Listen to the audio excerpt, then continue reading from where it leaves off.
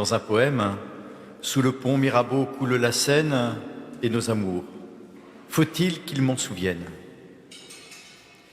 On aimerait retenir la beauté, mais elle file comme un rêve, après avoir brûlé un instant notre cœur d'une nostalgie pleine d'espérance. Comment retrouver la beauté perdue? Comment faire demeurer la beauté qui porte en elle la promesse fugace de l'immortalité? La cathédrale Notre-Dame de Paris a connu, à l'image de l'histoire des hommes, tant de drames et de gloire, de destruction et de construction. Elle est, comme l'Église, toujours à réformer. Elle ne peut tenir qu'en se rénovant sans cesse dans une fidélité plus grande à son Maître et Seigneur. Parce qu'elle a souffert, parce qu'elle a été associée à la passion, Notre-Dame est capable de compassion. Elle est le refuge des pécheurs, rempli de l'Esprit consolateur. Je remercie Monseigneur Bruguès d'achever ces belles conférences de carême par la contemplation de celle qui demeure pour les siècles la mère de miséricorde et la porte du ciel.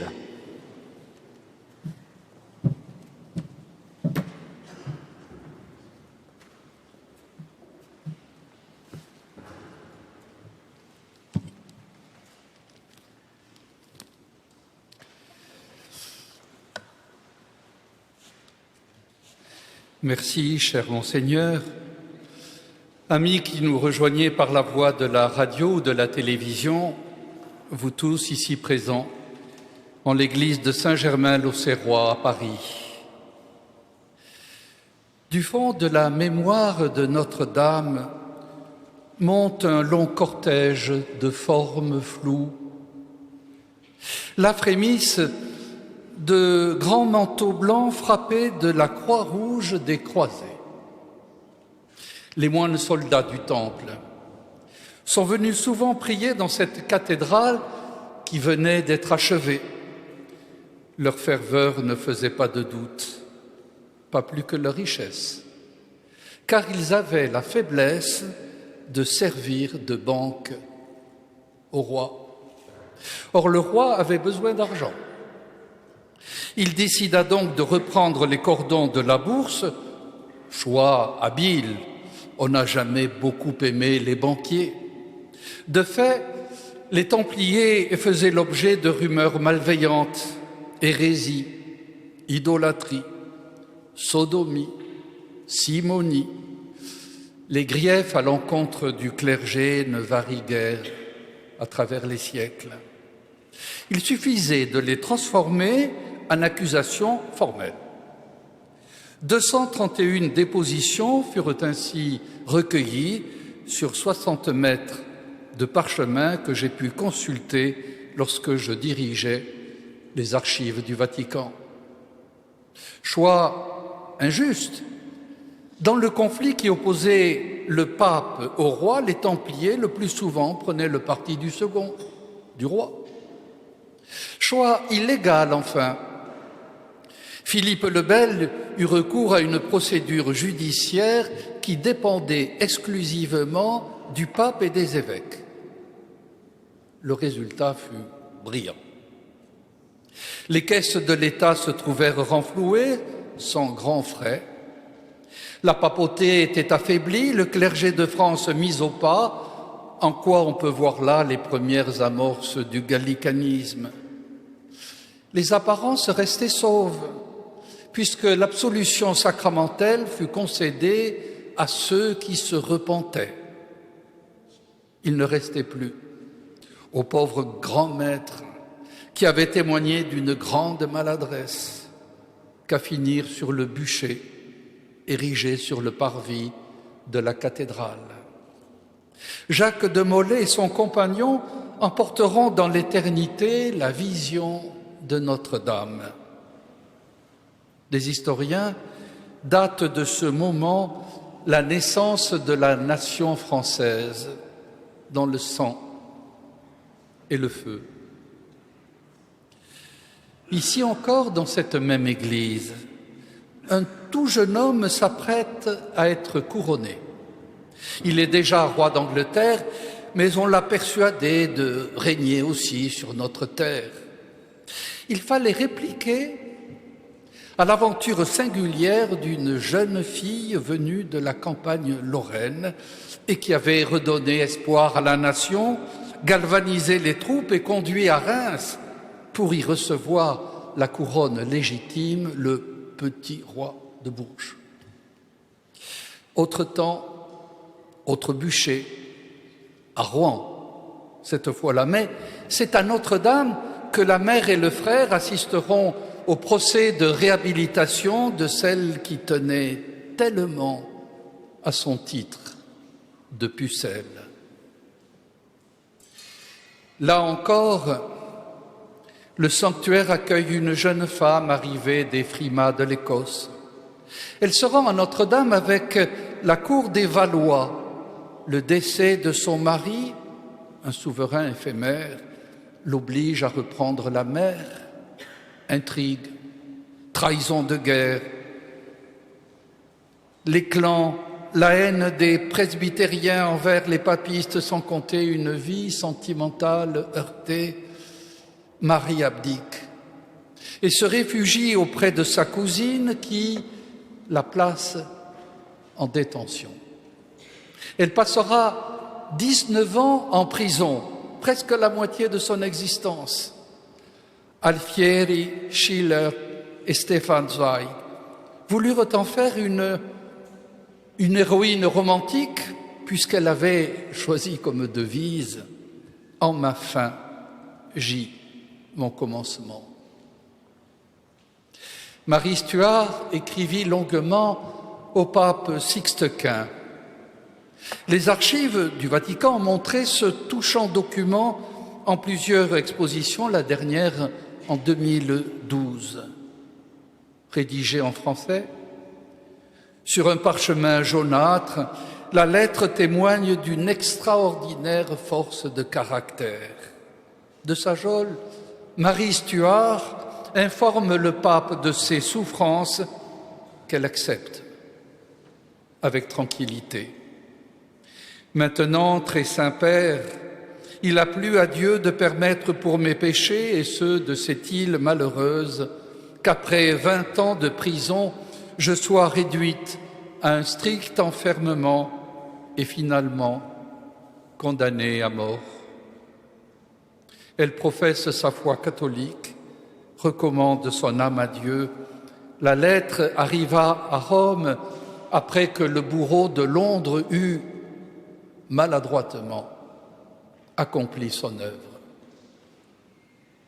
C'est l'un des plus fameux orateurs qui prononce sous les voûtes de Notre-Dame, devant toute la cour assemblée, l'oraison funèbre du prince de Condé, le vainqueur de Rocroi, où la France fut sauvée. Il paraît en un moment comme un éclair. Dans les pays les plus éloignés, on le voit en même temps à toutes les attaques, à tous les quartiers. Il semble qu'il se multiplie dans une action, ni le fer, ni le feu ne l'arrêtent. Il n'a pas besoin d'armer cette tête qu'il expose à tant de périls. Dieu lui est une armure plus assurée. Les coups semblent perdre leur force en l'approchant et laisser seulement sur lui des marques de son courage et de la protection du ciel. Au matin du 4 mai 1789, sous un dais de tissu d'or, Monseigneur l'archevêque de Paris portait le Saint-Sacrement dans un ostensoir flambant comme le soleil. Au cours de la messe du Saint-Esprit célébrée dans la cathédrale, les 3 ordres du royaume très chrétien demandaient à Dieu d'éclairer les travaux de l'Assemblée des États généraux qui devait s'ouvrir le lendemain. 4 ans plus tard, c'est-à-dire le temps d'un soupir, aux yeux de l'histoire, Louis XVI avait été conduit à l'échafaud, sa femme et sa sœur s'apprêtaient à le suivre, son fils devenait le petit prince de tous les enfants maltraités, La guillotine, les fusillades, les noyades marchaient à plein régime. La monarchie était abolie, la République instaurée, le droit changé de fond en comble, la patrie proclamée en danger, la Vendée dévastée, la foi chrétienne déclarée hors la loi et ses prêtres, ses religieux et ses fidèles persécutés.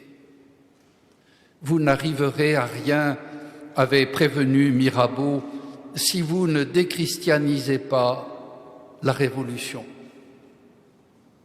La vie de la reine Marie-Antoinette, venue si souvent à Notre-Dame, offre un raccourci, un digest de cette page étonnante comme l'histoire n'en a guère connu de semblable. Il suffirait d'évoquer en des images ressassées son insouciance, sa légèreté, ses toilettes fabuleuses, mais encore ses goûts champêtres, on dirait aujourd'hui écologiques, et puis Varennes, le temple, la conciergerie, la séparation d'avec ses enfants abandonnés à un sort redoutable, un procès ignoble, et puis encore, ces quelques lignes jetées à la hâte sur une feuille de fortune que conservent les archives du Vatican. Les grands ne deviennent grands qu'au travers de grandes épreuves. L'écriture est assurée, presque tranquille. Faisant à peine référence à sa douleur, elle trouve le courage d'offrir des vœux de nouvel an. Nous sommes au premier jour de 1793, l'ex-reine ne célébrera pas l'année suivante. La sainte fureur contre la royauté et le christianisme jeta à terre les statues des rois de Juda confondus avec les souverains de France. Il n'en resta qu'une, celle d'Adam, comme si l'histoire devait retourner à ses origines. Le sanctuaire fut souillé par des cultes déraisonnables, puis changé en magasin de vivres, sans flèches, égalité oblige, sans clocheton, les fenêtres béantes, colonnettes et gargouilles brisées, portails vides de figures, les sculptures épargnées, démantelées, ébranlantes. C'est une église dévastée, mutilée, qui est rendue au culte. Le grand tableau de David que nous connaissons tous, œuvre de communication avant l'heure, ne doit pas faire illusion à la hâte, car il s'agit de préparer un autre sacre. L'avènement de l'Empire, on s'efforce de cacher les plaies ici en accrochant des tapisseries et là en construisant des tribunes éphémères. Tout cela ne fait qu'ajouter de nouvelles dégradations à la ruine. La cathédrale de Paris n'avait pas eu souvent l'occasion d'accueillir un pape. Pie VII, quelque peu contraint, il est vrai, avait accompli le voyage de Rome. Il retournera une seconde fois en France, cette fois-là comme prisonnier, jusqu'à ce que la tiare finisse par échapper aux serres de l'Aigle. En 1830, alors que les révolutions ont ouvert de nouvelles plaies, on se demande si Notre-Dame doit être réparée ou démolie.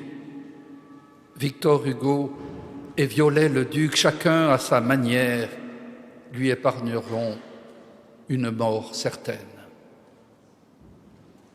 Un siècle plus tard, en août 1944, le général Dietrich von Choltitz, qui commande les troupes allemandes de la capitale, refuse les ordres de Hitler, lui demandant de détruire la ville et notamment de brûler Notre-Dame. Paris, depuis plus de 4 ans, a-t-on écrit, était le remords du monde libre. Soudain, il en devient l'aimant. La Renaissance passe par Notre-Dame. Alors qu'on se bat encore dans la ville, le général de Gaulle et le général Leclerc se rendent dans la cathédrale après avoir descendu les Champs-Élysées sous les acclamations de la foule. Les temps ont changé. Clémenceau, l'anticlérical, avait refusé d'assister au Te Deum qui marquait la fin de la Première Guerre. Les deux généraux, qui symbolisent la libération du pays, au terme du second conflit, n'hésitent pas, eux, à participer aux vêpres. Un feu nourri les accueille sur le parvis. Les mémoires de guerre rapportent la scène. Le Magnificat s'élève. En fut-il jamais chanté de plus ardent? Cependant, on tire toujours, les projectiles dirigés vers la voûte arrachent des éclats, ricochent, retombent. Plusieurs personnes sont atteintes. Et c'est encore à Notre-Dame que se perpétue la tradition des obsèques nationales. Louis Pasteur, Maurice Barrès, Maréchal Foch, Carnot, Doumer et Poincaré, tous trois présidents d'une république qui, si elle n'a pas inventé à proprement parler la laïcité dite à la française, lui avait du moins fourni le cadre juridique que nous utilisons encore. Et la litanie s'égrène avec la même régularité à l'époque contemporaine. Paul Claudel, le converti de Notre-Dame, Maréchal Juin, François Mauriac, général de Gaulle, président Pompidou. La surprise vint un peu plus tard. Celui qui avait prévu pour ses obsèques des roses thé, symbole de l'immortalité chez les anciens Romains, et des iris, d'où naîtraient les fleurs de lys, avait laissé à son chevet un billet sibyllin écrit de sa main. Une messe est possible. Elle fut célébrée, cette messe, en effet. Avec toute la solennité requise, le président Mitterrand réconciliait ainsi, à Notre-Dame, le socialisme qu'il incarnait avec la tradition nationale. Le gros bourdon, Emmanuel, la seule cloche ayant échappé aux fureurs révolutionnaires, sonna aussi le glas, bien sûr, pour plusieurs figures emblématiques de l'Église de notre temps. Sœur Emmanuel, cardinal Lustiger, qui avait proposé la lecture la plus profonde et en un sens, me semble-t-il, la plus originale de sa cathédrale, enterrée en ce lieu, en présence du président de la République. Le bourdon sonna aussi pour Jean-Paul II, mort à Rome, bien sûr, et qui fut le seul pape à être venu 2 fois à Notre-Dame. La mort, la mort. Notre-Dame s'est familiarisée avec elle tout au long des siècles. En réalité, elle l'avait rencontrée au tout début de son histoire. L'Évangile raconte cette scène terrible.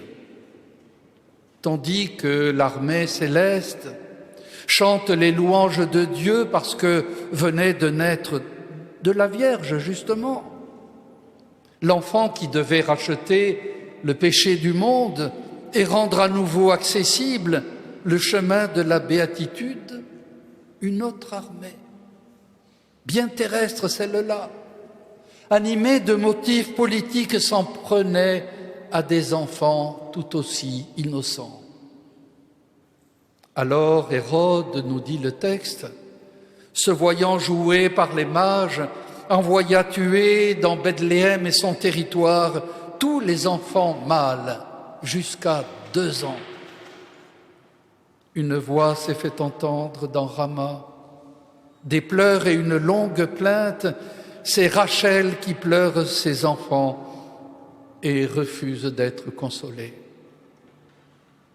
Le peintre Memling, qui a fourni le fil conducteur de plusieurs de ses conférences, place ce massacre en contrebas de l'annonciation faite à Marie et de la crèche. Là, la douceur d'une nouvelle aurore, en bas, l'horreur de l'innocence bafouée. Des chevaux foulent sous leurs sabots une mère qui tente de protéger son fils, tandis que des soldats cuirassés en poursuivent une autre qui emporte le sien dans une veine échappée. Notre-Dame témoigne ainsi de la proximité, de la beauté avec la mort. La mort et la beauté, écrivait Victor Hugo, sont deux choses profondes qui contiennent tant d'ombre et d'azur qu'on dirait deux sœurs également terribles et fécondes, ayant la même énigme et le même secret. C'est que la beauté fait naître en nous la nostalgie d'un paradis perdu, mais elle annonce en même temps une béatitude future, un monde de communion universelle et de bonheur partagé. Inspirée par cet esprit d'amour dont nous avons parlé au cours de ces conférences, elle nous apprend à aimer ce qui est. Elle nous lave à la manière de l'esprit purificateur, de notre obsession à tout vouloir maîtriser, car elle-même ne maîtrise rien, par même les émotions qu'elle suscite. Et quand ces émotions se font trop fortes, au point que notre cœur se gonfle d'angoisse, la beauté vient nous consoler, elle qui est un reflet de l'esprit consolateur. Alors que nous sommes habitués à tout voir, à tout entendre, à nous installer dans un confort blasé, que peut-il y avoir de soleil, de nouveau sous le soleil, soupirait déjà le sage de l'Ecclésiaste. Elle surprend, elle éblouit, comme nous illumine l'esprit de lumière. En réalité, la beauté attend peu de choses de nous. Contempler, puis entr'ouvrir notre porte. Dans une lettre adressée aux artistes le 21 novembre 2009, Benoît XVI insistait: l'expérience du beau authentique, ni éphémère, ni superficiel, n'est pas quelque chose d'accessoire ou de secondaire dans la recherche du sens et du bonheur. Parce que cette expérience n'éloigne pas de la réalité. Une fonction essentielle de la vraie beauté, déjà indiquée par Platon, est de donner à l'homme une secousse salutaire qui le fait sortir de lui-même, l'arrache à la résignation, à l'arrangement du quotidien, le fait souffrir aussi, comme un dard qui le blesse, mais qui le réveille. Justement ainsi, en lui ouvrant à nouveau les yeux du cœur et de l'esprit, en lui donnant des ailes, en le poussant vers le haut.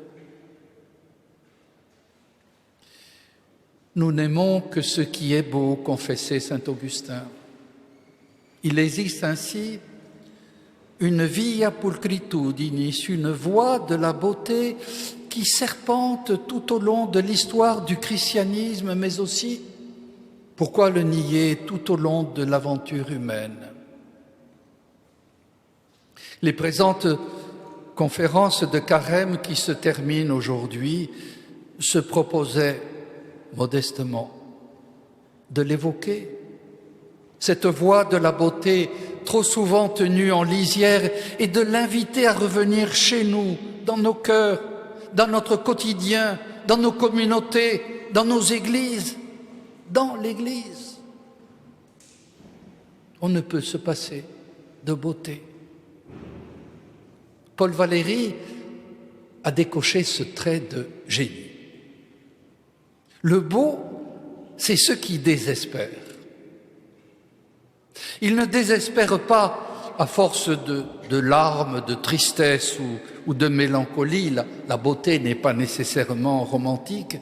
Il nous désespère parce qu'il nous conduit au-delà de notre attente limitée, forcément limitée, à un monde qui serait capable de forger par lui-même la perfection. Il transfigure toute chose et convertit. Par exemple, la douleur en douceur, comme chez Schubert, ou la frivolité en grâce, comme chez Rameau ou Satie. Ce faisant, la beauté ici, à Notre-Dame, joue le rôle de pierre d'attente. Les pères de l'Église évoqueraient à ce sujet une préparatio evangelica, c'est-à-dire une mise au diapason du cœur humain de la bonne nouvelle qui est annoncée. La beauté ouvre au mystère de l'espérance pour tous. L'encyclique Spe Salvi rappelait que s'il y avait eu des conversions dans les couches aristocratiques et cultivées, la première épître aux Corinthiens montrait qu'une bonne part des premiers chrétiens appartenaient aux couches sociales basses et précisément pour cela étaient disposés à faire l'expérience de la nouvelle espérance. En réalité, il en fut ainsi tout au long des siècles. Il ne faudrait pas que les pages brièvement arrachées à nos livres d'histoire, comme nous venons de le faire, laissent croire que Notre-Dame a été le temple des seuls grands. Elle a d'abord été, et elle reste aujourd'hui, l'église du peuple, de tout le peuple. C'est que vers la lourde nef qui donne le titre à ces conférences, nous ramerons des reins, de la nuque, de l'âme, pliés, cassés, meurtris, saignant sous notre chaîne, et nous tiendrons le cou rivé sur notre rame.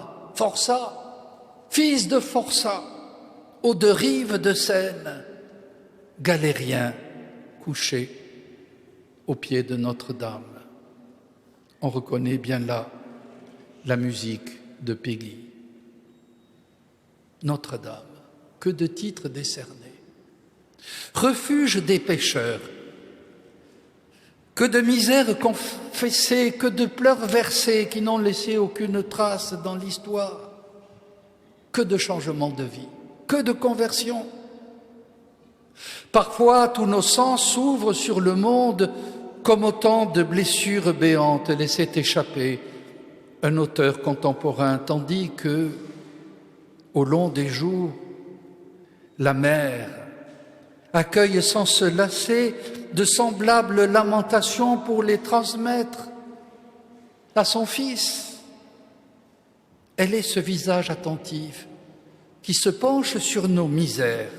À Cana, n'avait-elle pas vu, seule parmi tous les convives, que le vin venait à manquer et que la noce menaçait de s'éteindre dans la tristesse? Sans vin, pas de fête. Sans fête, pas de joie. Sans joie, pas d'amour. Tout ce qu'il vous dira de faire, faites-le, dit-elle aux serviteurs de l'époque et à tous ceux qui, à travers les siècles, mettent leur foi en elle. Notre-Dame, santé des malades, implorée à chaque épidémie. Au temps de la peste noire, au milieu du XIVe siècle, 500 personnes trépassent chaque jour à l'Hôtel-Dieu qui voisin de la cathédrale, en représente la figure caritative. À chaque siècle, la peste réclame son tribut. 25 000 morts pour la seule année 1562. Et puis ce sera le choléra au XIXe siècle.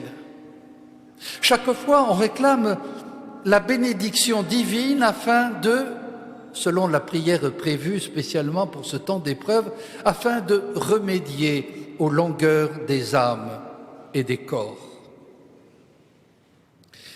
Les épidémies changent et se renouvellent. Mais la peur qu'elles inspirent reste la même, nous le voyons bien en ces temps de coronavirus.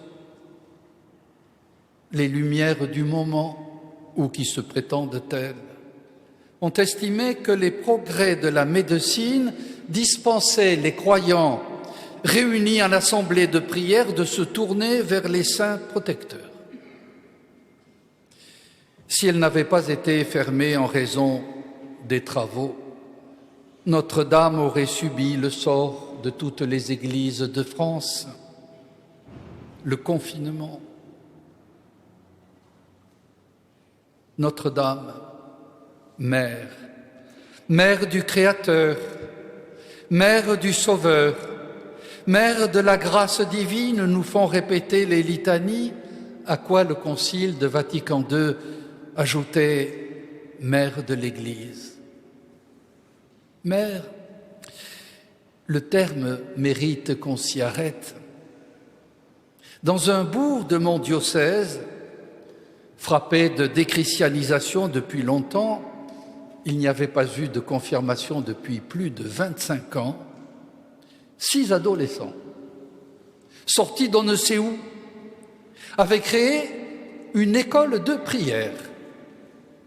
Leur évêque voulait évidemment les connaître. Ce fut une des plus belles soirées au cours de laquelle les questions fusaient de part et d'autre. « Pour vous, demanda l'un d'eux, qu'est-ce que l'Église ?» Les mots venaient d'eux-mêmes, forcément approximatifs.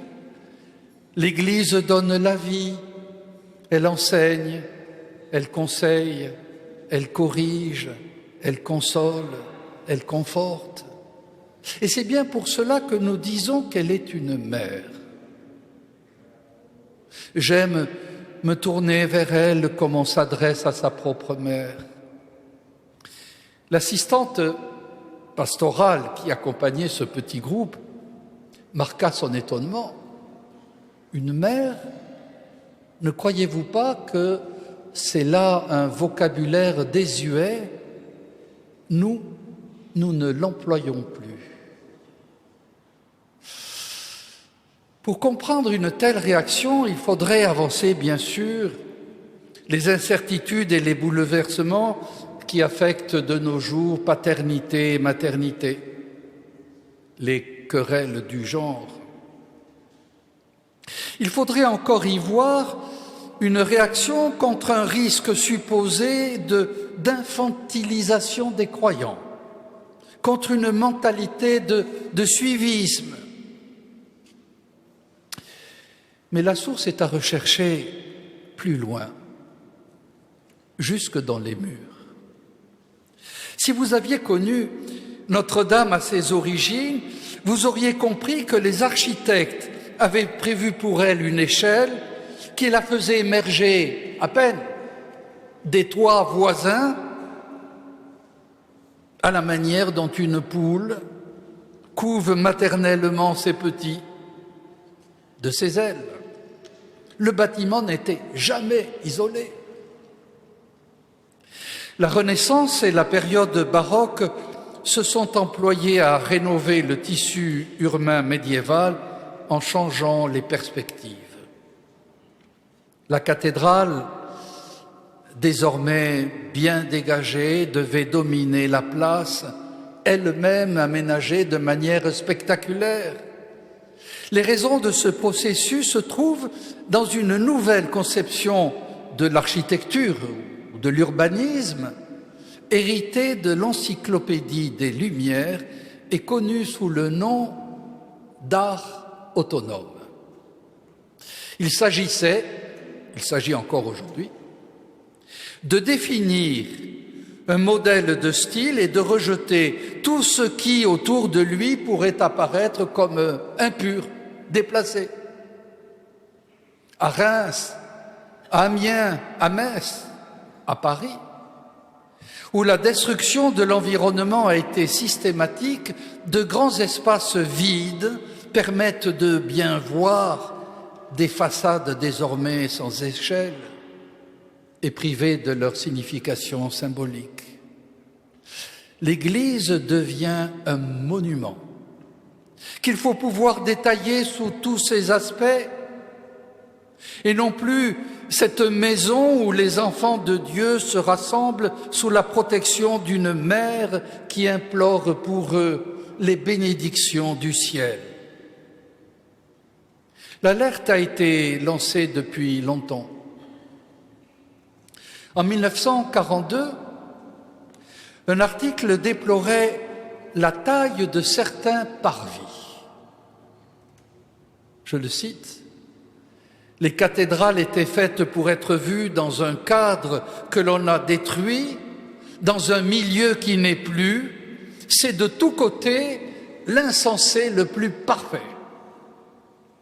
Isoler un édifice sans se soucier des principes qui ont présidé à sa création, c'est à la fois violer l'histoire, violer la volonté des architectes médiévaux, violer l'esthétique, et j'ajouterai pour ma part, violer la symbolique chrétienne.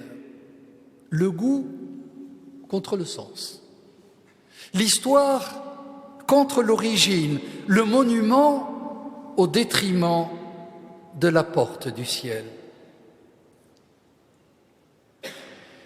Dans quelque temps, la cathédrale de Paris sera enfin ouverte. Notre-Dame des douleurs, dont les complaintes occupaient la première de ses conférences de carême, redeviendra Notre-Dame des ferveurs, titre de ce dernier entretien. Attiré par sa beauté, on y viendra admirer une œuvre d'art ou saluer quelques hauts faits du pays. Nulle part ailleurs, sauf peut-être à Rome, on ne trouve de temple si riche de mémoire nationale. Mais l'essentiel sera bien ailleurs. La cathédrale est d'abord une église, c'est-à-dire le lieu de prière et d'adoration pour une communauté unique, le corps mystique du Christ. Elle a été voulue telle par ses fondateurs évêques.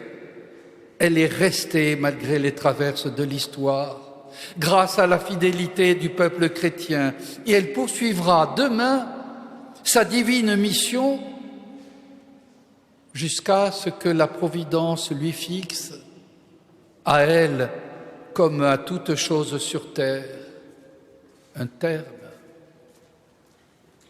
sa divine mission. L'évangile de ce dimanche rapporte l'entrée remarquée de Jésus à Jérusalem. On l'a dite triomphale, cette entrée. En réalité, le texte ne rapporte que l'enthousiasme des disciples qui louaient Dieu à pleine voix pour tous les miracles qu'ils avaient vus. La joie des croyants a toujours irrité. « Mais faites-les taire !» s'exclamaient les sceptiques de l'époque. Et la réponse du Maître illustre le propos de toutes ces conférences. Je vous le dis, si eux se taisent, les pierres crieront. Telle est donc la mission de notre cathédrale, la mission de toutes nos églises de pierre, crier la gloire de Dieu. La cathédrale est dédiée à la Mère de Dieu. Une hymne vieille de plus de 1000 ans salue en elle l'étoile du matin. La vie est comme un voyage sur la mer de l'histoire. Nous y affrontons l'obscurité et la tempête. Aussi, scrutons-nous les astres pour qu'ils nous indiquent la route à suivre. Marie est l'étoile de l'espérance. Par son oui, elle a ouvert à Dieu lui-même la porte de notre monde et elle se tient présente au milieu de ses enfants comme une mère. Elle les prend par la main et leur enseigne à aimer et à croire que la verte espérance finit par triompher de toute lassitude, de toute incertitude, de la crainte tenace, de l'anéantissement. Et sa tendresse secourable nous saisit quand se présente à chacun de nous l'heure de la dernière épreuve. Étoile de la mer, voici la lourde nef, où nous ramons tout nus sous vos commandements. Voici notre détresse et nos désarmements. Reine qui vous levez sur tous les océans, vous penserez à nous quand nous serons au large. Aujourd'hui, c'est le jour d'embarquer notre charge. Voici notre appareil, et voici notre chef, et il tiendra la mer, car nous le chargerons du poids de nos péchés, payés par votre Fils. Allons, il sera bientôt temps de sonner la fanfare de la résurrection.